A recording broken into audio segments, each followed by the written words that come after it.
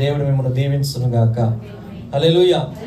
అయితే ఈరోజు మరి మదర్స్ డే సందర్భంగా మరి నేను నా భార్యకు ఈ సమయం ఇవ్వాలనుకుంటున్నాను.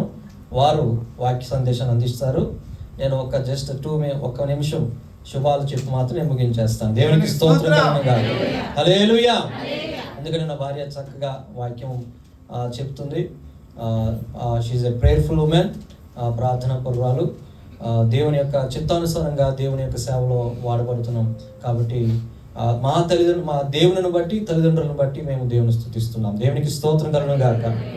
అయితే 4 విషయాలు మనకి తెలుసు. 31వ అధ్యాయంలో, సామెతల గ్రంథం 31వ అధ్యాయంలో స్త్రీ గురించి ఏ విధంగా ఉండాలో రాయబడింది.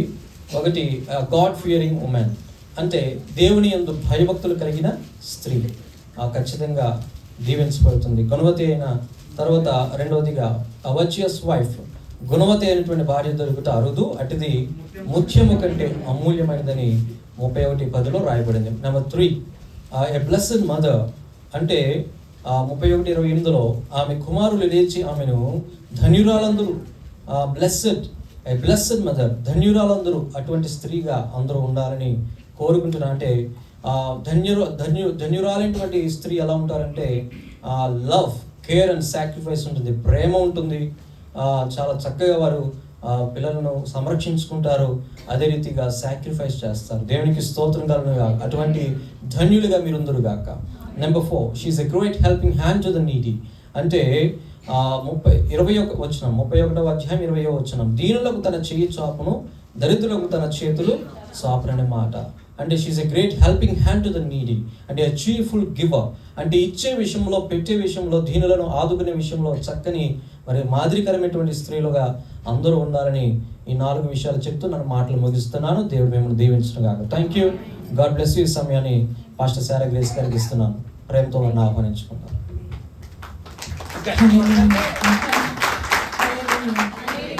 దేవుని పరిశుద్ధ నామానికి స్తోత్రాలండి. మీ అందరికీ పేరు పేరున నా ప్రత్యేకమైన వందనాలు తెలియజేస్తున్నాను. ముఖ్యంగా ఈరోజు మమ్మల్ని ఆహ్వానించినటువంటి ప్రియ దైవజనులు శ్యాంబాబాయి గారికి, అమ్మగారికి నా ప్రత్యేకమైన వందనాలు. దేవుని నామమునకే మహిమ కలుగునుగాక. ఆమేన్. దేవునికి స్తోత్రం. మరి ఈరోజు మా చర్చ్ని విడిచి ఇక్కడ ఉన్నాం. మేము మా చర్చ్ని విడిచిపెట్టిన మనసంతా మా చర్చ్ మీద ఉంది. ఆ సీసీ కెమెరాల్లో చూసుకుంటున్నాం ఎలా జరుగుతుంది ఏంటి ఆరాధన అంతా కూడా. అయినప్పటికీ మరలా మీ అందరితో కలిసి ప్రభువుని స్తుతించడానికి దేవుడు మాకు ఇచ్చినటువంటి గొప్ప సమయాన్ని బట్టి దేవుని స్తుతిస్తా ఉన్నాను. దేవునికి స్తోత్రం కలుగునుగాక. మరి 31 డిసెంబర్ నెలలో మనందరం వాగ్దానాలు తీసుకుంటాం కదా, అలాగే మా ఇద్దరికి కూడా దేవుడిచ్చిన వాగ్దానాలు ఎత్తిపెట్టి నేను ప్రార్థన చేస్తా ఉన్నాను. నేను ప్రార్థన చేస్తూ ఉంటే నా భర్తతో నేను చెప్పాను, ఈ సంవత్సరం మనం విదేశాలు వెళ్ళబోతున్నాము, నాకు దేవుడు ఆ ప్రేరేపణ నా ఆత్మలో కలుగజేస్తున్నాడు అని. నా మనసులో అయితే నేను దుబాయ్ సంవత్సరం ఖచ్చితంగా వెళ్తానని నా ఆత్మ నాకు చెప్పింది. అంటే దేవుని ఆత్మ నాకు ముందే చెప్పింది. దేవునికి స్తోత్రం కలుగునుగా. ఊహించని విధంగా మరి ఇక్కడ 3 దినములు జరిగిన కాన్ఫరెన్స్లో భాగంగా వర్షిప్ చేయడానికి దేవుడు మమ్మల్ని ఇక్కడికి తీసుకొని వచ్చాడు. దేవునికి స్తోత్రం కలుగునుగా. నిజంగా ఆయన వాగ్దానాలు మనం నమ్మినప్పుడు, వాటిని ఎత్తిపెట్టి ప్రార్థించినప్పుడు కార్యాలు జరుగుతాయి. దేవునికి స్తోత్రం. హల్లెలూయా. డబ్బులుంటే దేశాలు తిరగలేమండి, డబ్బులుంటే పనులు జరగవు. దేవుడు తీసుకువెళ్తేనే మనం ఎక్కడికైనా వెళ్ళగలము. దేవునికి స్తోత్రం. మా నాన్నగారు, అమ్మగారు దుబాయ్ కానీ లేకపోతే సింగపూర్, మలేషియా ఇలా దేశాలు తిరుగుతున్నప్పుడు నేను అడిగేదాన్ని, నన్ను కూడా తీసుకెళ్ళండి అని. మా అమ్మగారు, నాన్నగారితో పాటు నేను ఇజ్రాయెల్ దేశం వెళ్ళాను 2013లో. అటు తర్వాత మరలా నేను వెళ్ళలేదు, ఎందుకంటే నాకు పరీక్షలు జరుగుతూ ఉండేవి స్కూల్, కాలేజ్ వల్ల. మా నాన్నగారు అనేవారు, నేను కాదు నువ్వు దేవుడిని అడగాలి, దేవుడు తీసుకెళ్తాడు నిన్ను, నన్ను అడగకూడదు నువ్వు అనేవారు.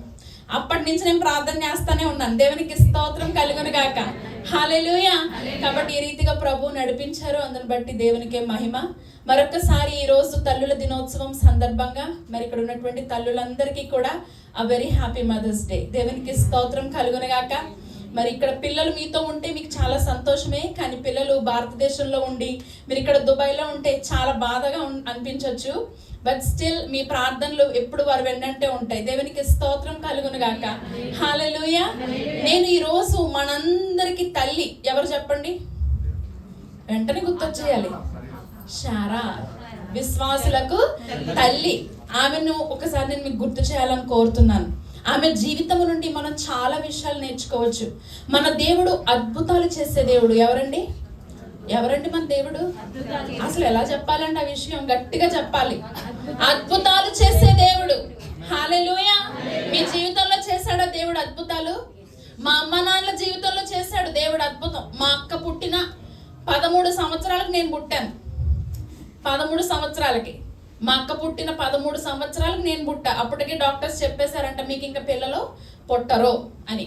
కానీ మా తల్లిదండ్రులు ప్రార్థన చేస్తూ ఉన్నారు, విశ్వాసులందరూ ప్రార్థన చేస్తూ ఉన్నారు. సంవత్సరాలు గడిచిపోతా ఉన్నాయి, వయసేమో పెరిగిపోతా ఉంది. అయినప్పటికీ దేవుణ్ణి వాళ్ళు నమ్మారు, విధేయులుగా ఉండి దేవుని పరిచర్య చేశారు. 13 సంవత్సరాలకి మగబిడ్డ పుడతాడు అనుకుంటే నేను పుట్టాను. దేవునికి స్తోత్రం కలుగునుగాక. అంటే God has a plan for everything. స్త్రీనివ్వాలా పురుషునివ్వాలా అంతా కూడా దేవుని చిత్తంలో జరుగుతుంది. మరి దేవుడు నన్ను ఇచ్చాడు. మరి గర్భంలో ఉండగానే నా తల్లిదండ్రులు దేవునికి నన్ను ప్రతిష్ఠించారు. చిన్నప్పటి నుండి భయభక్తుల్లో నన్ను పెంచారు, మరి సేవ నేర్పించారు. దేవునికి స్తోత్రం కలుగునుగాక. ఈ రీతిగా మరి దేవుని పరిచర్యలో వాడబడము మా ప్రభువు మాకు ఇచ్చినటువంటి మహా గొప్ప భాగ్యం. దేవునికి స్తోత్రం. అయితే మన దేవుడు అద్భుతాలు చేసే దేవుడు. ఆయన చేసే అద్భుతాలు మనకు అద్భుతంగా ఉండొచ్చు, కానీ అవన్నీ కూడా ఆయనకు సహజమే. దేవునికి స్తోత్రం కలుగునగా. అద్భుతాలు మనుషుల జీవితంలో చేయడం అంటే దేవునికి ఇంకా ఇష్టం. అటువంటి అద్భుతాల పుట్ట ఎవరి జీవితం అంటే శారా యొక్క జీవితం. ఆమె లైఫ్ లో ఎవ్రీథింగ్ ఈజ్ వండర్, అద్భుతం, మిరకల్. దేవునికి స్తోత్రం కలుగునగాక. కాబట్టి శారా అనగానే మనకు తెలుసు ఆమె అబ్రహాము గారి యొక్క భార్య. కానీ ఇంకొక విషయం కూడా తెలియాలి, ఏంటంటే ఆమె అబ్రహాము గారికి చెల్లెలు అవుతుంది. ఆ విషయాన్ని స్వయంగా అబ్రహాము గారే అబీమెలెకు రాజుతో చెబుతా ఉంటాడు. దేవునికి స్తోత్రం. ఆ శారా యొక్క అందానికి ముగ్ధుడైపోయినటువంటి అబీమెలెకు రాజు శారాను తెచ్చుకుంటాడు తన దగ్గరికి. అప్పుడు తర్వాత జరిగిన విషయాలన్నీ పక్కన పెడితే అబ్రహాము చెప్తాడు, నిజమే ఆమె నా భార్య మరియు నాకు చెల్లెలు. మా ఇద్దరికి తండ్రి ఒక్కడే గాని మా తల్లులు వేరు, ఈమె నాకు భార్య అయిందని చెప్తాడు. దేవునికి స్తోత్రం కలుగునగాక. హల్లెలూయా. ఇటువంటి సంఘటనలు బహుశా ఈ దుబాయ్ దేశంలో చాలా జరిగే ఉంటాయి. దేవునికి స్తోత్రం కలుగునగాక. మనకంటే వింత. అయితే 1 పేతురు పత్రిక 3వ అధ్యాయం 5 నుండి 6 వచనాలు ఒక్కసారి చదువుదాము. 1 పేతురు 3. ఆ ప్రకారము శారా అబ్రహామును యజమానుడని పిలుచుచు అతనికి లోబడి ఉండెను. బెదరకయున్న ఎడల ఆమెకు పిల్లలగుదురు. చిన్న ప్రార్థన. పరిశుద్ధ యేసయ్యా నీకు వందనాలు, స్తోత్రాలు నాయన. ఈ సమయాన్ని మీరు మాకు ఇచ్చారు, అందుని బట్టి మీకు కోట్లాది వందనాలు చెల్లిస్తున్నాను ప్రభువా. భారతదేశాన్ని విడిచిపెట్టి ఈ దుబాయ్ ప్రాంతంలో ఉద్యోగాలు చేతి పనులు చేసుకుంటూ ప్రభువా కష్టపడుతున్న వారందరూ కూడా నిన్ను ఆరాధించడానికి ఒక సమయానికి తండ్రి ఇక్కడికి చేరి వచ్చి ఉన్నారు. చక్కని దైవజనులను మీరు మాకు ఇచ్చి ఉన్నారు ప్రభువా.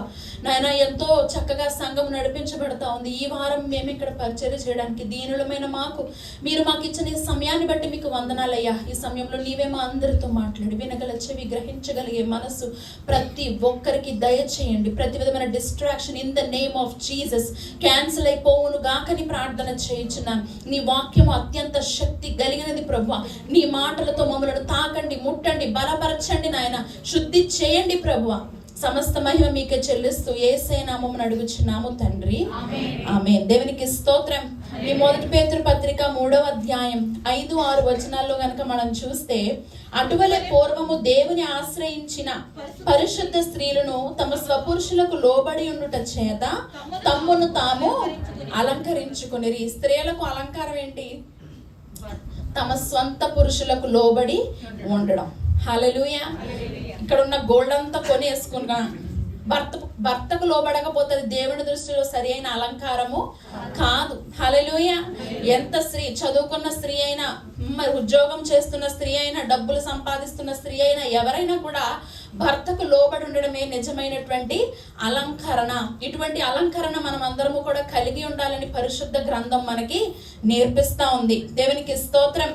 ఇక్కడ చూడండి, ఆ ప్రకారము శారా అబ్రహామును యజమానుడని పిలుచుచు అతనికి లోబడి ఉండెను. మీరును యోగ్యముగా నడుచుకొనుచు ఏ భయమునకు బెదరకై ఉన్న ఎడల ఆమెకు పిల్లలగుదురు. అబ్రహాం అని పిలవచ్చు కదా, ఇప్పుడు చాలా మంది పిలుస్తున్నారు కదా అలాగే, కానీ పేరు పెట్టి ఆమె పిలవలేదు. ఏమని పిలుస్తుంది? యజమానుడా. దేవునికి స్తోత్రం కలుగునుగాక. హల్లెలూయా. నా వివాహ సమయానికి మా అమ్మగారు లేరు, అప్పటికే ప్రభు సన్నిధికి వెళ్ళిపోయారు. కాబట్టి మా మేనత్త నన్ను వివాహానికి సిద్ధపరుస్తూ ఉంది, చెప్పవలసిన విషయాలన్నీ చెబుతా ఉంది. ఇప్పటి తరం చాలా మంది పేరు పెట్టి పిలుస్తున్నారు. సారా నువ్వు మాత్రం అలాగా పిలవకూడదు, గౌరవంగా అండి అని పిలవాలని నేర్పింది, అలాగే పిలుస్తున్నానండి. దేవునికి స్తోత్రం కలుగునుగాక. హల్లెలూయా, హల్లెలూయా. అలాగే పిలుస్తున్నానండి. హల్లెలూయా. కాబట్టి ఇక్కడ 3 విషయాలండి 6వ వచనం నుండి మనం తెలుసుకోవచ్చు. అదేంటంటే, నెంబర్ 1, ఆమె విధేయురాలైనటువంటి భార్య. ఎవరామె? విధేయురాలైన భార్య. 2, యోగ్య ప్రవర్తన కలిగినటువంటి స్త్రీ. ఎవరండి? యోగ్య ప్రవర్తన కలిగిన స్త్రీ. 3, దేనికి భయపడని వ్యక్తి. దేనికి భయపడని వ్యక్తి. స్త్రీలు మరి ముఖ్యంగా ఈ 3 విషయాలు నా వెనకాల చెప్పాలి. నెంబర్ 1, ఆమె విధేయురాలైన భార్య. యోగ్య ప్రవర్తన కలిగిన స్త్రీ. దేనికి భయపడని వ్యక్తి. హల్లెలూయా.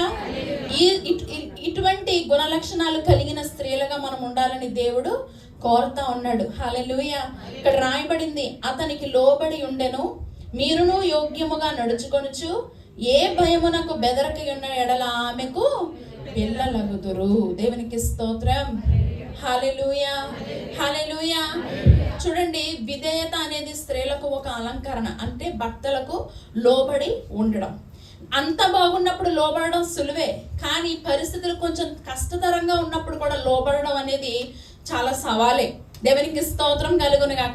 అటువంటి పరిస్థితుల్లో కూడా శారా తన భర్తకు చాలా చక్కగా లోబడినట్లుగా మనం పరిశుద్ధ గ్రంథంలో చూస్తూ ఉంటాం. స్త్రీలమైన మనము పైకి విధేయతను చూపిస్తూ లోపల సనుక్కుంటూ ఉంటాం, కొనుక్కుంటూ ఉంటాం. ఎప్పుడు మాట వినాలా, ఇలాగే చేయాలా, అలాగే చేయాలా, ఓ చెబుతా ఉంటాడు ఈయన అని బాధపడే వాళ్ళు కూడా లేకపోలేదు. అది విధేయత కాదు. సంతోషంగా, ఇష్టపూర్వకంగా, హృదయం అంతటితో ఒక వ్యక్తికి లోబడడమే విధేయత. దేవునికి స్తోత్రం కలుగునుగా. తప్పదు కదా అని చేయడం విధేయత కాదు. ఇష్టముతో, హృదయం పూర్వకముగా ఒక వ్యక్తికి, అంటే మన స్వపురుషులకు లోబడడమే విధేయత అని దేవుని పరిశుద్ధ గ్రంథము నుండి మనము నేర్చుకోగలం. హల్లెలూయా. చాలా సందర్భాల్లో శారా తన భర్తకు విధేయత చూపించిందండి.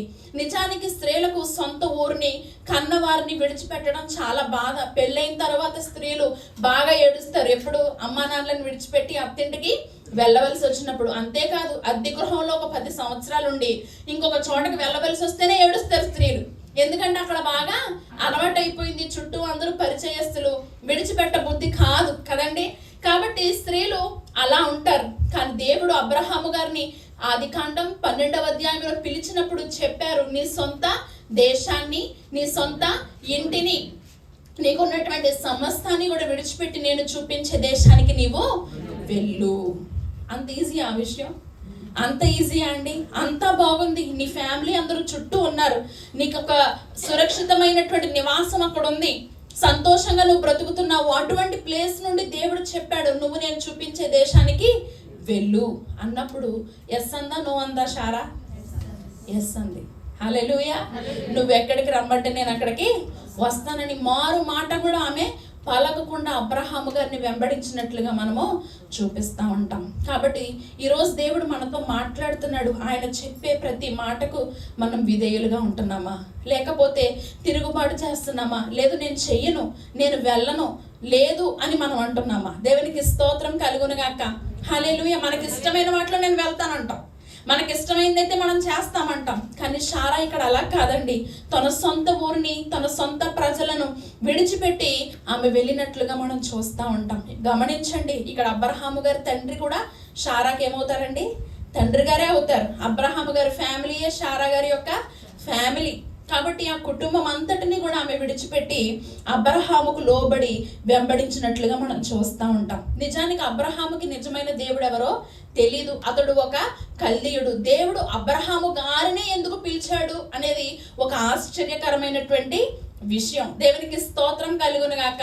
అబ్రహాము గారిని పర్సనల్ గా అతన్ని మాత్రమే బ్లెస్ చేయడానికి దేవుడు పిలవలేదండి. ఒక నేషన్ ని బ్లెస్ చేయడానికి దేవుడు అబ్రహాము గారిని పిలుచుకున్నాడు. దేవునికి స్తోత్రం కలుగునుగా. ఈ రోజు మన చుట్టూ మనం చూస్తున్న ఆశీర్వాదం అంతా కూడా ఎవరి ద్వారా వచ్చింది? అబ్రహాము గారి విధేయత ద్వారా వచ్చింది. చప్పట్లు కొట్టి దేవునికి స్తోత్రం చెల్లించడం. అసలు ఇక్కడ ఉన్నటువంటి మీరు విధేయత గురించి మీరు మాకు చెప్పాలి.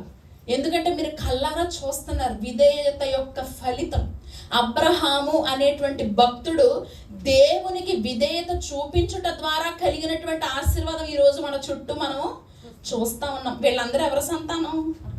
అబ్రహాము గారి సంతానమే. దేవునికి స్తోత్రం కలుగునుగా. విధేయులైనటువంటి పిల్లలకు దేవుడు అత్యధికమైన ఆశీర్వాదాలు ఇస్తాడు. హల్లెలూయా. మా అమ్మ నాన్నలు కూడా పెద్ద చదువులు చదువుకోలేదు, ఉన్నతమైన కుటుంబాల నుంచి రాలేదు. వాళ్ళు చాలా దీనులు, చిన్న కుటుంబాల నుంచి వచ్చారు. కానీ దేవుని పిలుపుకు వారి విధేయత చూపించారు, లోబడ్డారు. మా సంస్థ నాయకులు చెప్పిన మాటలకు విధేయత చూపించారు. మా అమ్మ నాన్నలు వారు ఎక్కడికి వెళ్ళమంటే అక్కడికి వెళ్ళారు. మా నాన్నగారు ఒక ప్రాంతంలో కాదు, 3-4 ప్రాంతాల్లో సేవ చేసి అటు పిమ్మట భీమవరం వచ్చారు. అంతా బాగుంటున్నప్పుడు సంస్థలు ఇక్కడి నుంచి అక్కడికి వెళ్ళి అనేవాళ్ళు. అంటున్నప్పుడు నేను వెళ్ళనండి అని అనేవారు కాదు. ఆయన తప్పక దేవుడి మాటే, మా సేవకుల మాట అని చెప్పి వెళ్తూ ఉండేవాడు. ఈరోజు దేవుడు మాకిచ్చిన ఆశీర్వాదము మా అమ్మ నాన్నల విధేయత ద్వారా కలిగింది. దేవునికి స్తోత్రం కలుగునుగా. ఈరోజు దేవుడు మీతో మాట్లాడుతున్నాడు. శారా లోబడినట్లుగా దేవునికి, మీ స్వపురుషులకు మీరు లోబడితే ఖచ్చితంగా దేవుడు మిమ్ములను ఆశీర్వదిస్తాడు. ఆశీర్వాదం మీరు చుట్టూ చూస్తున్నారు. దేవునికి స్తోత్రం కలుగునుగా.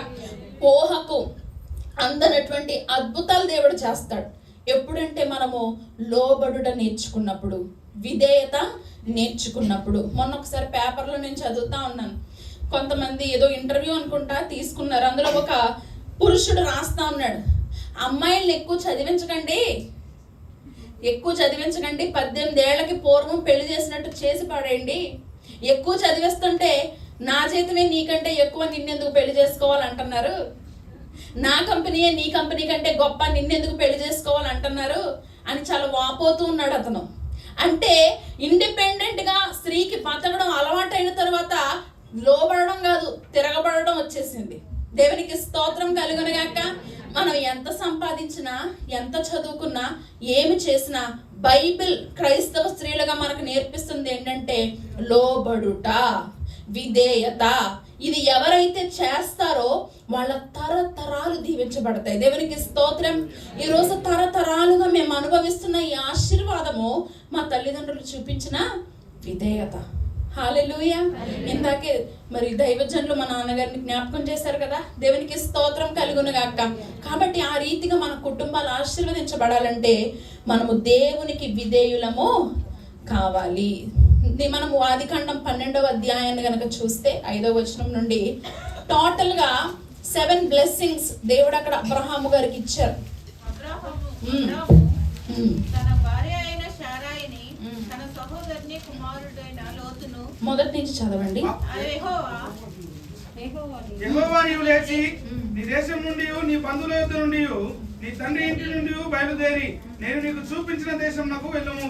నీవు గొప్ప జనముగా చేసి, నిన్ను గొప్ప జనముగా చేసి, నెంబర్ 1 నిన్ను ఆశీర్వదించి, నెంబర్ 2 నిన్ను ఆశీర్వదించి నీ నామమును గొప్ప చేయుదును, నెంబర్ 3 నీవు ఆశీర్వాదముగా, నెంబర్ 4 నీవు ఆశీర్వాదముగా నుందువు, నిన్ను ఆశీర్వదించు వారిని నెంబర్ 5 నిన్ను ఆశీర్వదించు వారిని ఆశీర్వదించదను, నిన్ను దూషించు వారిని శపించదను. భూమి యొక్క సమస్త వంశములు నీ యందు ఆశీర్వదింపబడునని అబ్రాహాముతో అనగా.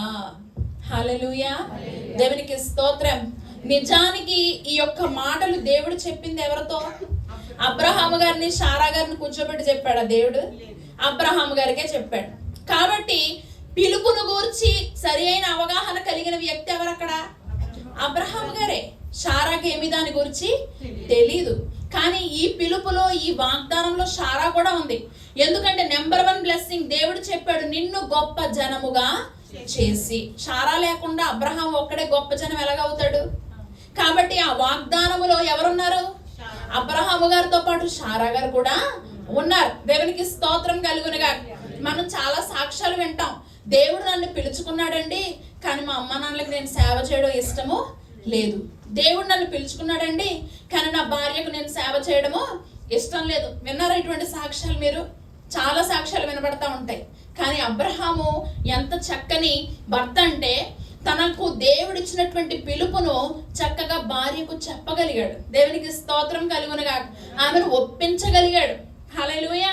ఇదిగో ఈ దేవుడు నన్ను మన సొంత దేశాన్ని విడిచిపెట్టి తను చూపించే దేశానికి వెళ్ళమంటున్నాడు. నువ్వు వస్తేరా లేకపోతే లేదని అనలేదు, నువ్వు కూడా నాతో రావాలి. ఎందుకంటే మనలను గొప్ప జనంగా ఆయన చేస్తానన్నాడు, మనలను ఆశీర్వదిస్తానన్నాడు. భూమి యొక్క సమస్త వంశములు మన ద్వారా ఆశీర్వదించబడతాయని ఆయన చెప్పాడు అని అన్నప్పుడు ఆయన ఎంత చక్కగా చెప్పాడో మనం ఇక్కడ అర్థం చేసుకోవచ్చు. ఆమె కూడా ఆ పిలుపునకు లోబడి అబ్రహామును వెంబడించినట్లుగా మనము చూస్తూ ఉంటాం. నిజానికి అబ్రహాము శారాలు తమ ప్రయాణం మొదలుపెట్టినప్పుడు పేదోళ్ళేవి కాదండి. ఎందుకో తెలుసా? 12వ అధ్యాయం 5వ వచనంలో ఉంటది చూడండి. అక్కడ అబ్రాహాము తన భార్య అయిన శారాయిని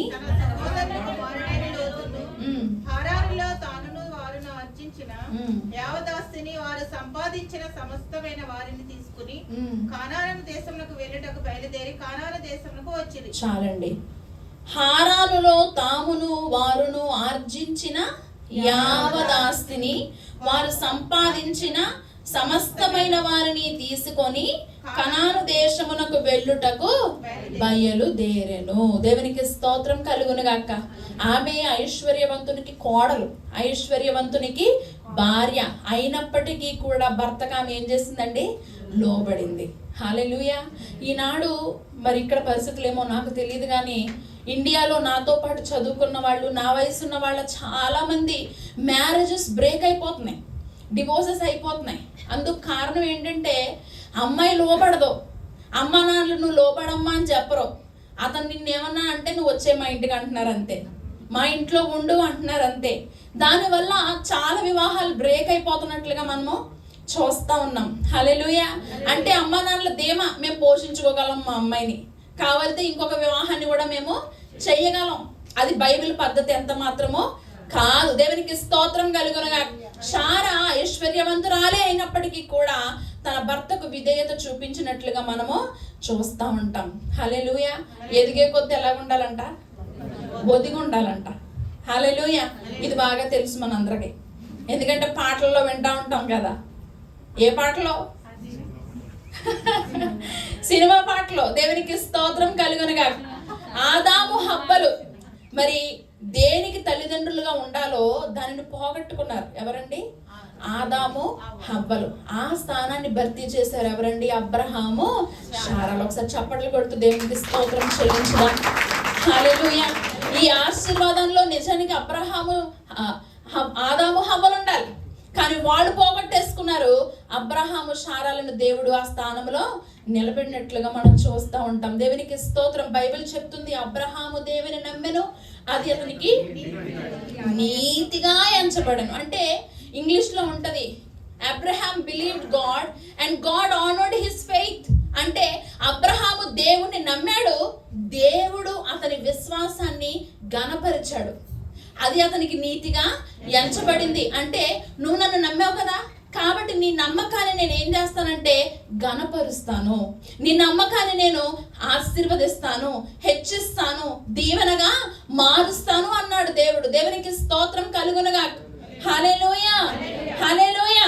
కాబట్టి శారాలోని విధేయతను మనము చూడగలమండి. ఇంకా రెండో అంశాన్ని చూస్తే ఆమె యోగ్యురాలైనటువంటి స్త్రీ. ఎటువంటి స్త్రీ అండి? యోగ్యురాలైనటువంటి స్త్రీ. ఈ 12వ అధ్యాయంలోనే మనం చూస్తూ ఉంటే 9, 8, 9 వచనాల్లో 9వ వచనం, అబ్రహాము ఇంకా ప్రయాణము చేయుచు దక్షిణ దిక్కుకు వెళ్ళెను. అప్పుడు ఆ దేశములో కరువు వచ్చెను. ఆ దేశములో కరువు భారముగా నున్నందున అబ్రహాము ఐగుప్తు దేశములో నివసించుటకు అక్కడికి వెళ్ళెను. వాళ్ళు ప్రయాణం చేసుకుంటూ వెళ్తున్నారు. ప్రయాణం ఏమి మనకలా లేదు. ఇప్పుడు ఇక్కడ ఎండలు ఎక్కువ, అందుకే కారుల్లో అందరం ప్రయాణం చేస్తా ఉన్నాం. కానీ వాళ్ళు ప్రయాణం చేసినప్పుడు పక్క మండుటెండ, రహదారి ఏమో సరిగా లేదు, క్రూరముగాలు తిరుగుతూ ఉంటే అరణ్యంలో పడి వెళ్ళాలి, ఆహారం టైం టు టైం అందుతుందో అందదో తెలియదు. అటువంటి ప్రయాణం చేస్తూ వెళ్తుంటే దక్షిణ దిక్కుకి వెళ్ళారు. అక్కడికి వెళ్ళేటప్పటికి ఆ ప్రాంతంలో ఏమొచ్చిందంట? కరువు వచ్చిందంట. అప్పుడు అబ్రహాము శారాలు దగ్గరగా ఉన్నటువంటి ఐగుప్తు దేశానికి వెళ్ళారండి. దేవునికి స్తోత్రం కలుగునుగాక. హల్లెలూయా. నిజానికి ఇలాంటి పరిస్థితి మనకి ఎదురైతే ఎంత కోపం వస్తుందో. నేనేమన్నా నా ఓన్గా ఈ జర్నీ స్టార్ట్ చేశానా? దేవుడే కదా చెప్పాడు, నేను చూపించే దేశానికి నువ్వు వెళ్ళు. ఆయన మాట చొప్పునే కదా ప్రయాణం మొదలు పెట్టాను. మరి నా ప్రయాణం ఎలా ఉండాలి? ఎప్పటికప్పుడు ఆహారం అందేయాలి, చల్లని వాతావరణం నాకు ఉండాలి, అంతా బాగుండాలి. కానీ ఇదేంటి నాకు కరువు వచ్చింది, ఇదేంటి నాకు కష్టం వచ్చింది. ఆయన మాట చొప్పునే బయలుదేరాను కదా, ఆయన నన్ను పోషించాలి కదా, మనమైతే తిరుగుమాట చేస్తాం. కానీ అబ్రహాము శారాలు ఒక్క మాటన్న వ్యతిరేకంగా మాట్లాడారండి. వాళ్ళ ప్రయాణము సొంత ప్రయాణం కాదు, దేవుడు చెప్తేనే వాళ్ళు ప్రయాణము మొదలు పెట్టారు. ఆ ప్రయాణంలో వెళ్తూ ఉంటే కరువు వచ్చింది. కరువు వచ్చినా కూడా వారు తిరుగుబాటు చేయలేదు, వెనుదిరిగిపోలేదు. ఆ దగ్గరగా ఉన్నటువంటి ఐగుప్తు దేశానికి వెళ్ళిపోయాడు. మనం కూడా కొన్నిసార్లు బాగా ప్రార్థన చేస్తూ ఉంటాం, ఆరాధన మానము అంతా బాగుంటుంది, అయినా కూడా పరిస్థితులు వ్యతిరేకంగా మనకి పనిచేస్తూ ఉంటాయి. అప్పుడు మనలో తిరుగుబాటు స్వభావం మొదలైపోతూ ఉంటుంది. నేను అంతా దేవుడు చెప్పినట్టే చేస్తున్నానే, కానుకలు సరిగా ఇస్తున్నానే, ప్రార్థన చేస్తున్నానే, మందిరానికి వెళ్తున్నానే, నా జీవితంలో ఎందుకు ఈ వ్యతిరేకత అని మనం కూడా అనుకుంటాం. అబ్రహాము శారాలకి కరువు వచ్చినప్పుడు నీకు నాకు కష్టాలు రావా? వస్తాయా రావా? వాళ్ళు ఎవరండి? సమస్త దేశముల ఆశీర్వాదపు మూల తల్లిదండ్రులు వాళ్ళిద్దరు జీవితంలోనే దేవుడు కరువును అనుమతించినప్పుడు నీ జీవితంలో నా జీవితంలో కష్టాన్ని ఎందుకు అనుమతించడు ఆయన? ఆ కష్టం వెనకాల కూడా మనకు మేలు కలిగించే ఉద్దేశమే ఉంటుంది. దేవునికి అందును బట్టి దేవునికి చప్పట్లు కొడదాం. హల్లెలూయా. మనల్ని పాడు చేయడానికి కరువులు రప్పించడు దేవుడు. హల్లెలూయా. ఆ కరువులో ఆయనపై ఆధారపడి నేర్పడానికి, ఆ కరువులో తన శక్తిని మనకు నిరూపించడానికి దేవుడు మన జీవితంలో కష్టాలను, కరువు లాంటి సమస్యలను అనుమతిస్తూ ఉంటాడండి. దేవునికి స్తోత్రం కలుగునుగా. హల్లెలూయా. ఇక్కడ మనం చూసినట్లయితే ఆ ప్రాంతంలో కరువు వచ్చింది కాబట్టి వాళ్ళు ఐగుప్తు దేశానికి బయలుదేరి వెళ్ళారు. దేవునికి స్తోత్రం కలుగునుగా. వాళ్ళు అలా వెళ్తూ ఉండగా అబ్రహాం అన్నాడు, ఐగుప్తులో ఎంటర్ అవ్వగానే, ఇదిగో శారా, నువ్వు చాలా అందగత్తివి, నాకు ఆ సంగతి తెలుసు. ఆమె ఎంత అందంగా ఉంటుంది ఇక్కడ ఉన్న ఆడవాళ్ళు చూస్తే తెలుస్తుంది నాకు. ఈ బురకాలు వేసుకున్న ఆడవాళ్ళు ఎంత అందంగా ఉన్నారో, మరి లెక్కన శారా ఇంకెంత అందంగా ఉండుంటుందో. దేవునికి స్తోత్రం కలుగునుగా. శారా, నువ్వు చాలా అందంగా ఉన్నావు, నిన్ను బట్టి ఈ దేశ ప్రజలు నన్ను చంపేసి నిన్ను ఎత్తుకుపోతారేమో. ఎందుకు వచ్చిన గొడవ? నువ్వు నా చెల్లివని చెప్తాను, నువ్వు కూడా మా అన్నని చెప్పు అని అన్నాడు. దేవునికి స్తోత్రం కలుగునుగా. అలా ఇద్దరు అనుకున్నారు. అక్కడ అబ్రహాం ఒక మాట వాడాడండి. చూడండి 12వ అధ్యాయం 11, 13 వచనాలు. అతడు ఐగుప్తులో ప్రవేశించడానికి సమీపించినప్పుడు అతడు తన భార్య అయిన శారాయితో, ఇదిగో నీవు చక్కని దానవని ఎరుగుదును. ఐగుప్తులు నిన్ను చూచి ఈమె అతని భార్య అని చెప్పి నన్ను చంపి నిన్ను బ్రతకనిచ్చెదరు. నీ వలన నాకు మేలు కలుగునట్లును నిన్ను బట్టి నేను బ్రతుకునట్లును నీవు నా సహోదరివని దయచేసి చెప్పుమనెను. హల్లెలూయా. హల్లెలూయా. ఇందాకే మనం ఒక పాట పాడుకున్నాం, మేలు చేయక నీవు ఉండలేవయ్యా, ఆరాధించక నేను. మేలు చేసేది ఎవరు? దేవుడు. మనుషులు చేస్తారా మేలు? కానీ ఇక్కడ అబ్రహాం ఏమన్నాడు తెలుసా? నీ వలన నాకు. హల్లెలూయా. రాంగ్ వర్డ్ అన్నమాట అది. మనుషుల వలన మనకు మేలు కలిగేది, మనం బ్రతికేది ఎవరి వలనండి? దేవుని వలన బ్రతుకుతున్నాము, మనకు కలిగే మేలు కూడా దేవుని వలనే. కానీ ఇక్కడ అబ్రహాం అంటాడు, నీ వలన నాకు మేలు కలిగినట్లు, నేను నీ వలన బ్రతుకున్నట్లు నీవు నా సహోదరివని చెప్పు అని అన్నాడు. మనం కూడా చాలా సార్లు ఉద్యోగాన్ని బట్టి బ్రతుకుతున్నట్లు జీవిస్తూ ఉంటాం, భర్తను బట్టి, భార్యను బట్టి, లేకపోతే పిల్లలను బట్టి, మనకున్న ఆస్తిని బట్టి బ్రతుకుతున్నట్లుగా ఆధారపడతా ఉంటాం. ఇక్కడ అబ్రహాము కూడా అలాగే అన్నాడు, ఏదో శారాను బట్టి బ్రతికేసినట్లు ఇంతకాలం, శారాను బట్టి అతనికి మేలు కలిగినట్టు అతను మాట్లాడుతూ ఉన్నాడు. హల్లెలూయా. ఇన్ని పరిస్థితులలో కాపాడి నడిపించిన దేవుడు ఇక ముందు నడిపించడా? నడిపిస్తాడు ఖచ్చితంగా. హల్లెలూయా. హల్లెలూయా. కాబట్టి అబ్రహాము అలా అనడం వలన ఏమో తెలియదు కానీ మొత్తానికి దేవుడు అబ్రహాము శారాలను సెపరేట్ చేసేసాడు కొంతకాలం. నిజంగానే శారా యొక్క అందము ఐగుప్తు దేశంలో అందరూ పొగుడుతా ఉన్నారు. అమ్మో, ఒక ఆవిడ వచ్చింది, అబ్బాయి ఎంత బాగుందో, ఎంత అందంగా ఉందో, ఆ చెక్కిళ్ళు ఉన్నాయి, ఆ కళ్ళు ఉన్నాయి, అమ్మమ్మమ్మ ఎంత అందంగా ఉందో అని అందరూ పొగుడుతుంటే ఈ పొగస్త కాస్త ఎవరి దగ్గరికి వెళ్ళింది? ఐగుప్తు రాజు దగ్గరికి వెళ్ళింది. దేవునికి స్తోత్రం కలుగునుగా. హల్లెలూయా. హల్లెలూయా. వెంటనే ఐగుప్తు రాజుకి ఈవిడెవరో చాలా బాగుందంట, అబ్రహాం అనే ఆయనకి చెల్లెలంట అని పిలువనంపాడు. కాబట్టి శారాను తీసుకొని వచ్చి రాజుగారి యొక్క మందిరంలో పెట్టేశారు. దేవునికి స్తోత్రం కలుగునుగాక. హల్లెలూయా, హల్లెలూయా. భర్తను విడిచి పిల్లల్ని విడిచి వేరొక చోట ఉంటే ఆ బాధ భారం ఎలా ఉంటుంది ఇక్కడ ఉన్న చాలా మందికి తెలుసు. ఫ్యామిలీని విడిచిపెట్టి, హస్బెండ్ని విడిచిపెట్టి, చిల్డ్రన్ని విడిచిపెట్టి వచ్చారు మీరు కదా. కాబట్టి శారా యొక్క పరిస్థితి కూడా ఎలా ఉంటుందో మీరు ఊహించవచ్చు. అబ్రహాము పరిస్థితి కూడా ఎలా ఉంటుందో మీరు ఊహించవచ్చు. దేవునికి స్తోత్రం కలుగునుగాక. హల్లెలూయా. కాబట్టి రాజభటులు వచ్చి శారాను తీసుకెళ్ళిపోతూ ఉంటే అబ్రహాము గారి హృదయంలో, అతని మనసులో మరి ఎటువంటి బాధ కలిగిందో మనం ఊహించగలం. దేవునికి స్తోత్రం కలుగునుగాక. ఈ యొక్క శ్రమను కూడా దేవుడు అబ్రహాము గారికి ఎందుకు అనుమతించాడు? ఆయన మాట చెప్పునే ప్రయాణం మొదలు పెట్టాడు కదా. ఇటువంటి శ్రమను ఎందుకు అనుమతించాడయ్యా అంటే దేవుని యొక్క శక్తిని అబ్రహాము గారికి చూపించటానికే. దేవునికి స్తోత్రం కలుగునుగా. ఇటువంటి సమస్యలు మీకు కూడా వస్తే ఒకటే అర్థం, దేవుడు తన శక్తిని మీకు చూపించాలనుకుంటున్నాడు. హల్లెలూయా. ఫ్యామిలీకి దూరంగా ఉంటున్నారు, హస్బెండ్కి పిల్లలకి మీరు దూరంగా ఉంటున్నారు. ఆ కష్టము, ఆ బాధ ఎలా ఉందో మీకు తెలుసు. ఈ టైంలో దేవుడు తన శక్తిని మీకు చూపించాలనుకుంటున్నాడు.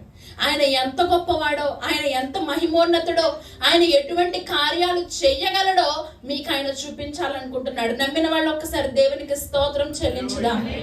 హల్లెలూయా. నిజంగానే అబ్రహాము అన్నట్లు ఆదికాండం 12వ అధ్యాయం 16వ వచనంలో శారాను బట్టి అతడు ఆమెను బట్టి అబ్రహాము గారికి మేలు. ఎవరతడు? ఐగుప్తు ఫరో. ఆ రాజు గారికి ఫరో అనే పేరు. దేవునికి స్తోత్రం కలుగునుగా. హల్లెలూయా. అంటే ఆ స్థానంలో ఉన్న వాళ్ళందరిని ఏమంటారు? ఫరో అంటారు. కాబట్టి ఫరో గారు శారాను బట్టి నిజంగానే అబ్రహాము గారికి మేలు చేశాడు. దేవునికి స్తోత్రం కలుగునుగాక. ఈ పరిస్థితిని బట్టి మనం అర్థం చేసుకోవచ్చు శారా ఎంతటి విధేయురాలో. హల్లెలూయా. ఎంతటి విధేయురాలో. తన జీవితాన్నే ఆమె పణంగా పెట్టింది. దేవునికి స్తోత్రం. ఎన్ని దినాలు మరి అబ్రహాము శారాలు దేవుని సన్నిధిలో ప్రార్థన చేశారో మనకైతే తెలీదు, ఈ కష్టం నుండి తప్పించమని. హల్లెలూయా. స్వదేశాన్ని విడిచిపెట్టింది, అరణ్యంలో ప్రయాణం చేసింది. అందుకు ప్రతిఫలంగా ఆమె ఎక్కడుంది? ఇప్పుడు ఫరో గారింటిలో ఉంది. దేవునికి స్తోత్రం కలుగునుగాక. హల్లెలూయా. లేదండి అబ్రహాము నా భర్తే అని చెప్పేస్తే అబ్రహాము గారిని చంపేయొచ్చు. లేదండి అబ్రహాము గారు నాకు అన్నే అని చెప్తే ఫరో గారి యొక్క కామానికి ఆమె బలి అయిపోవచ్చు. ఎటు చూసినా ఆమెకు కష్టమే, ఎటు చూసినా ఆమెకు చిక్కే. అయితే ఆమె మౌనంగానే ఉంది, కానీ ఆమె పెదవి విప్పినట్లుగా మనము చూడం. దేవునికి స్తోత్రం కలుగునుగా. నిజానికి ఎంత కోపం వస్తుందో. అబ్రహాము నిన్ను నమ్మి నేను ఇక్కడికి వచ్చాను, వస్తే నువ్వేమో నీ ప్రాణం కాపాడుకోవడానికి నన్ను బలి చేసేసావు అని అతని మీద కోపాన్ని పెంచుకోవాలి, బాధ పెట్టుకోవాలి, సనుక్కోవాలి. కానీ ఇవేమీ ఆమె చేయలేదు. ఆమె మౌనముగా ఉన్నట్లుగా మనం చూస్తూ ఉంటాం. దేవునికి స్తోత్రం. ఒకసారి అందరూ దేవునికి స్తోత్రం చెప్పండి. హల్లెలూయా, హల్లెలూయా.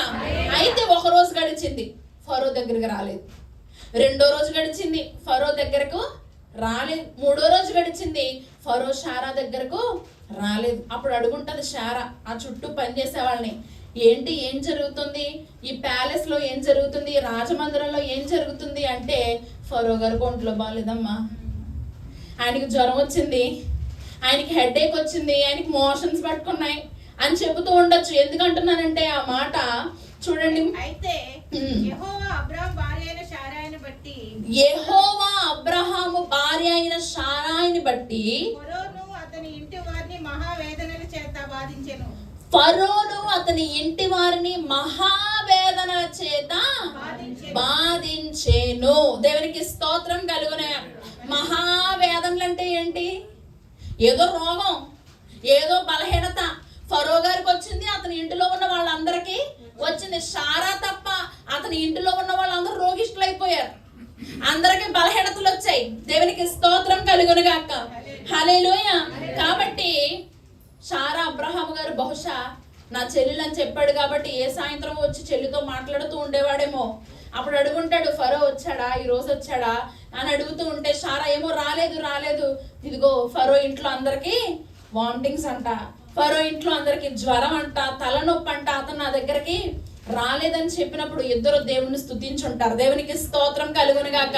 అంటే ఏదో అద్భుతమైన శక్తి ఇక్కడ శారా చుట్టూ కంచె వేసినట్లుగా మనకు కనిపిస్తా ఉంది. దేవునికి స్తోత్రం కలుగును గాక. హల్లెలూయా, హల్లెలూయా. దీన్ని బట్టి అర్థం చేసుకోండి, ఆయన మన పరిస్థితులను పట్టించుకునేటువంటి దేవుడు. హల్లెలూయా. ఆయన ఎటువంటి దేవుడు అండి? మన పరిస్థితులన్నీ పట్టించుకునే దేవుడు అండి ఆయన. హల్లెలూయా. చూసి చూడనట్టు విడిచిపెట్టే దేవుడు ఆయన కాదు. దేవునికి స్తోత్రం కలుగును గాక. ఈ 12వ అధ్యాయం 17వ వచనంలో, అయితే యెహోవా అబ్రహాము భార్య అయిన శారాయిని బట్టి ఫరోను అతని ఇంటి వారిని మహావేదనల చేత, అప్పుడు ఫరో అబ్రామును పిలిపించి, నీవు నాకు చేసినది ఏమిటి? ఈమె నీ భార్య అని నాకెందుకు తెలుపలేదు? ఈమె నా సహోదరి అని ఎలా చెప్పితివి? నేను ఆమెను నా భార్యగా చేసుకుందునేమో. అయితేనేమి, ఇదిగో నీ భార్య, ఈమెను తీసుకుని పొమ్మని చెప్పెను. మరియు ఫరో అతని విషయమై తన జనులకు ఆజ్ఞాపించినందున వారు అతనిని, అతని భార్యను, అతని కలిగిన సమస్తమును పంపివేసిరి. చాలండి. దేవునికి స్తోత్రం. ఇక్కడ శారాను కోరుకున్నటువంటి వ్యక్తి సామాన్యుడు కాదండి. ఎవరంటే అతను మహా గొప్ప రాజు. అతని దగ్గర లేనిదంటూ ఏది లేదు. పైగా చుట్టూ ఉన్న వాళ్ళందరూ ఆమె అందాన్ని రోజు పొగుడుతూ ఉంటున్నారు. అటువంటి పరిస్థితుల్లో కూడా శారా తన హృదయంలో చిన్న పాపానికి కూడా చోటు ఇవ్వలేదు. అబ్రహాము గారితో ఎడారి ప్రయాణం ఏం చేస్తాం? ఇంకో ఫరో గారికి భార్య అయిపోయి ఈ మందిరంలో ఉంటే వదిలిపోతుంది కదా అని ఏమన్నా థాట్ వచ్చిందంటారు ఆమెలోకి? ఏమీ రాలేదు. చాలా నిష్కల్మషంగా పవిత్రంగా తన హృదయాన్ని ఆమె కాపాడుకున్నది కనుకనే దేవుడు ఈ విషయంలో జోక్యం చేసుకున్నాడు. దేవునికి స్తోత్రం కలుగునుగా.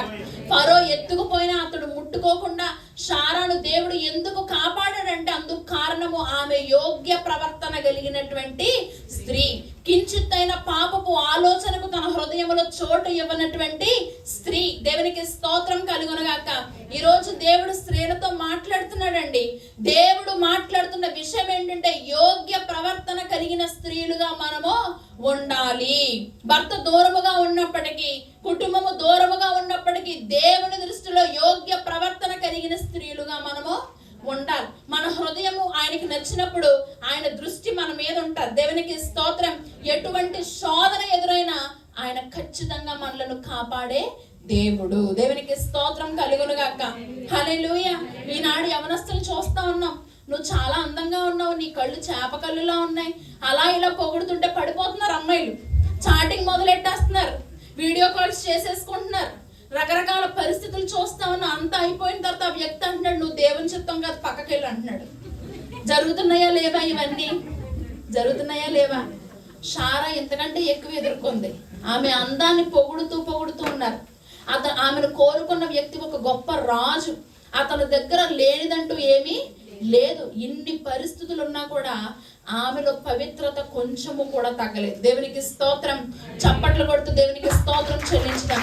ఈ రోజు డబ్బుల కోసము లేకపోతే దేనికో శీలాలను నమ్మేసుకుంటున్న వాళ్ళు మనం చూస్తా ఉన్నాం. కానీ శారాను ఏ పరిస్థితి కదిలించలేకపోయింది. ఆమె శీలం విషయంలో ఎంత ఖచ్చితంగా ఉందో ఈ రోజు స్త్రీ జాతి అయినటువంటి మనందరికీ ఆమె జీవితం ఒక సవాలు. దేవునికి స్తోత్రం కలుగునుగాక. ఈ స్త్రీలా మీరుంటే ఆమెకి ఇచ్చిన ఆశీర్వాదాన్ని దేవుడి రోజు మీకు నాకు కూడా ఇస్తాడు. దేవునికి స్తోత్రం కలుగునుగాక. హల్లెలూయా.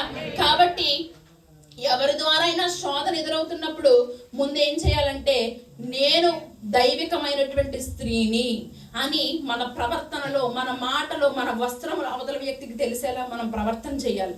రెండవదిగా ప్రార్థన చేయాలి. దేవునికి స్తోత్రం కలుగునుగాక. అప్పుడు శారాను కాపాడిన దేవుడు మనలను కూడా ఖచ్చితంగా కాపాడతాడు. నమ్మిన వాళ్ళు ఒకసారి దేవునికి స్తోత్రం చెల్లించుదాం. హల్లెలూయా, హల్లెలూయా. కాబట్టి స్త్రీలు శారా వలె ఒక పదునైన కత్తిలా ఉండాలి దేవుని కోసం. అప్పుడు శారాకి ఇచ్చిన ఆశీర్వాదాన్ని దేవుడు మనకు కూడా ఇస్తాడు. మొదటిది, ఆమె విధేయురాలైన భార్య. పరిస్థితులు అననుకూలంగా ఉన్నప్పుడు కూడా భర్తగా ఆమె లోబడింది. రెండు, యోగ్య ప్రవర్తన కలిగినటువంటి స్త్రీ. రాజమందిరంలో పొగుడుతున్న రాజే ఆమెను కోరుకున్నా కూడా కొంచెం కూడా పాపానికి ఆమె చోటు ఇవ్వలేదు. తన ప్రవర్తనను చాలా యోగ్యంగా కాపాడుకుంది. పెళ్ళైన వారా, పెళ్లి కాని వారా, లేకపోతే ఒంటరిగా ఉంటున్న వారా, ఎవరైనా కూడా ఈ రోజు దేవుడు సారా జీవితాన్ని మీకు సవాలుగా విసురుతున్నాడు. ఆమెలా గనక మీరు ఖచ్చితంగా ఉండగలిగితే దేవుడు ఆమెకి ఇచ్చిన ఆశీర్వాదాన్ని మీకు కూడా ఇస్తాడు. దేవునికి స్తోత్రం కలుగునుగాక. హల్లెలూయా, హల్లెలూయా. దేవుడికి సారా చాలా ఇష్టమైపోయింది. అందుకు కారణం ఒక్కటే, ఆమె తన భర్తకు నమ్మకస్తురాలుగా జీవించింది. దేవునికి స్తోత్రం కలుగునుగాక. హల్లెలూయా. ఆ తర్వాత 18, 19 వచనాల్లో మనం చూస్తా ఉంటాము. ఐగుప్తు రాజు అంటాడు, బాబు నువ్వు నా దగ్గర ఉండకు, నీ భార్యను తెచ్చి నా ఇంట్లో పెట్టుకోవడం వల్ల నా ఇంట్లో వాళ్ళందరికీ జబ్బులు వచ్చేసాయి, మహావేదనలు వచ్చేసాయి, నువ్వు నా దగ్గర ఉండొద్దు, నీ దేవుడు నువ్వు, నాకేం అర్థం అవ్వట్లేదు, దయచేసి వెళ్ళిపో అని ఇవ్వాల్సినవన్నీ కూడా ఇచ్చి అబ్రహాము గారిని సారా గారిని పంపించేశాడు. దేవునికి స్తోత్రం కలుగునుగా. ఇక్కడ ఒక విషయాన్ని గమనించండి, మనము మన జీవితంలో కూడా ఇటువంటి ఎదురవుతా ఉంటాయి. మనం లోకంతో కలిసిపోయి లోకంతో ఆడుతూ పాడుతూ ఉంటే మనల్ని వెళ్ళిపోమని అనరు ప్రజలు. కానీ ఎప్పుడైతే వాళ్ళతో మనం తాకకుండా, వాళ్ళతో మనం తిరగకుండా, వాళ్ళు మాట్లాడినట్లుగా మనం మాట్లాడకుండా, వాక్యం చెప్పినట్లుగా బ్రతుకుతామో మనల్ని సాగనంపేస్తారు బయటికి.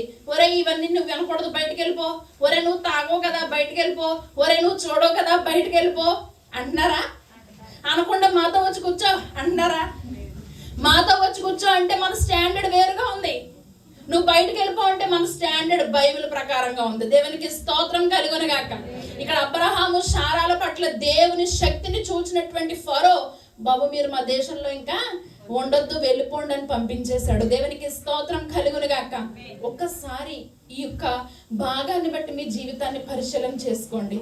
మీరు ఎలా ఉన్నారు? ప్రజలు మిమ్మల్ని చూచినప్పుడు తమ పాపములో మీతో కూర్చుని ఎంజాయ్ చేస్తున్నారా, లేకపోతే ఈ పాపం నీకు నచ్చదరా నువ్వు వెళ్ళిపో అని అంటున్నారా? ఎలా ఉన్నాం మనం? దేవునికి స్తోత్రం కలుగునుగాక. కాబట్టి నులివెచ్చని క్రైస్తవ జీవితం మనకు ఉండడానికి వీలు లేదు. ఉంటే ఎలా ఉండాలి? వెచ్చగా ఉండాలి. కొంతమంది ఎలా ఉంటారు? నులివెచ్చగా ఉంటారు. అంటే వేడి నీళ్ళకి చన్నీళ్ళు కలిపితే ఎలా అవుతుంది? అది నులివెచ్చగా అవుతుంది. చన్నీళ్ళకి వేడి నీళ్ళు కలిపితే అది కూడా నులివెచ్చగానే ఉంటది. అంటే లోకంతో ఉన్నప్పుడేమో లోక వ్యక్తిగా ఉంటారు, మందిరానికి వచ్చినప్పుడేమో మందిరపు వ్యక్తిగా ఉంటారు. హల్లెలూయా.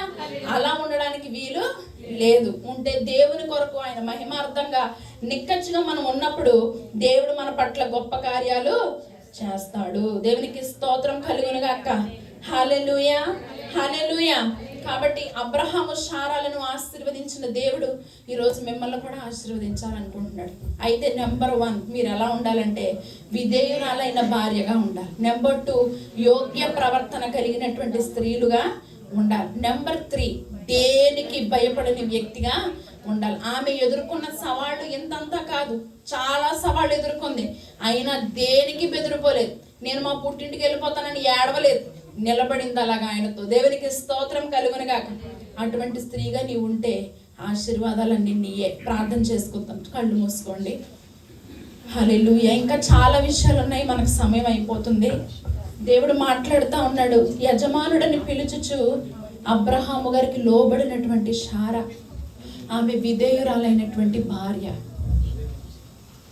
ఈరోజు ఆమె యొక్క ఆశీర్వాదం, ఆమె పిల్లల ఆశీర్వాదం మనం మన కళ్ళతో చూస్తున్నామండి. ఇజ్రాయేల్ దేశాన్ని దేవుడు ఎంతగా ఆశీర్వదించాడో, వాళ్ళ టెక్నాలజీ, వారి జ్ఞానము ఊహకందదు, అంత అద్భుతంగా ఆమె పిల్లలను దేవుడు ఆశీర్వదించాడు.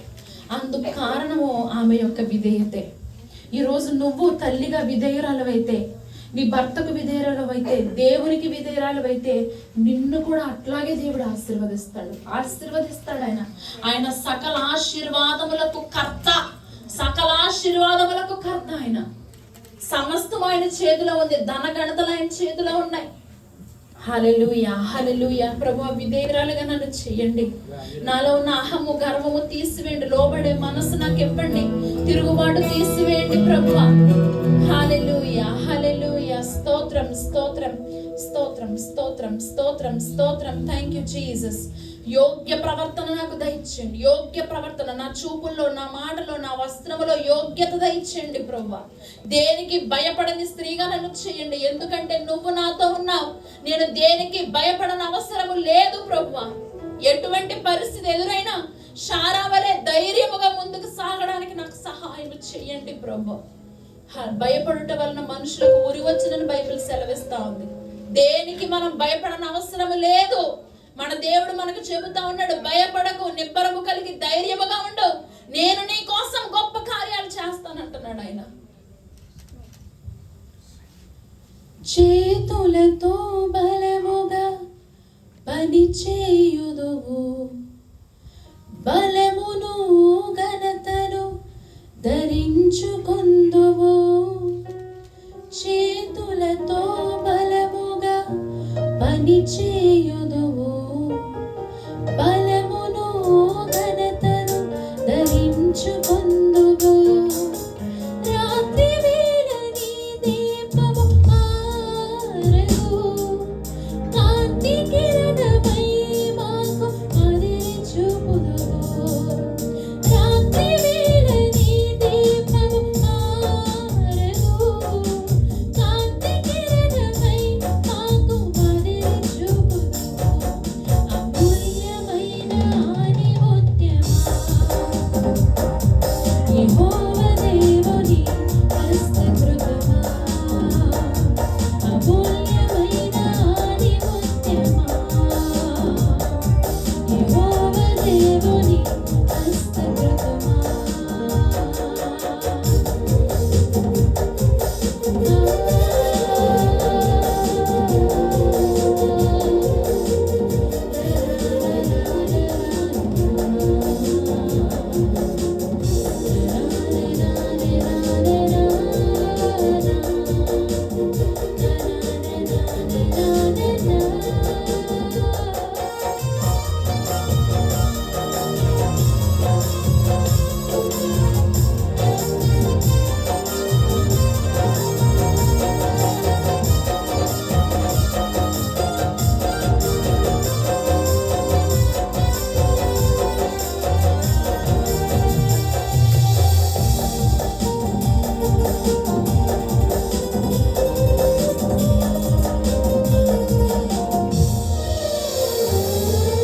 జ్ఞానము కలిగి నోరు తెరచుదువు, కృపగల ఉపదేశము చేయుదువు. జ్ఞానము కలిగి నోరు తెరచుదువు, కృపగల ఉపదేశము చేయుదువు. ఇంటి వారిని కావున నడుపుచు, వారి బంధనలను పొందుచుందువు. ఇంటి వారిని కావున నడుపుచు, వారి బంధనలను పొందుచుందు. పడదాం. అమూల్యమైన ఆణిముత్యమా, యెహోవా దేవుని హస్తకృతమా, అమూల్యమైన ఆణిముత్యమా, యెహోవా దేవుని హస్తకృతమా.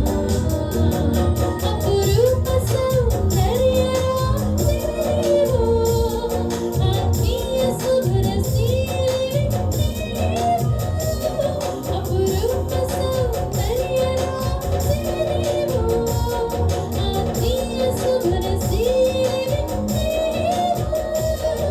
అమూల్యమైన ఆణిముత్యమా,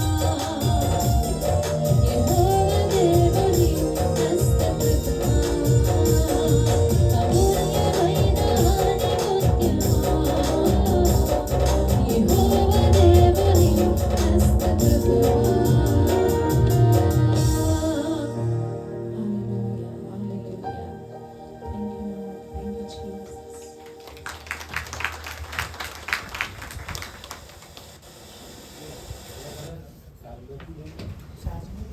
దేవునికి స్తోత్రం.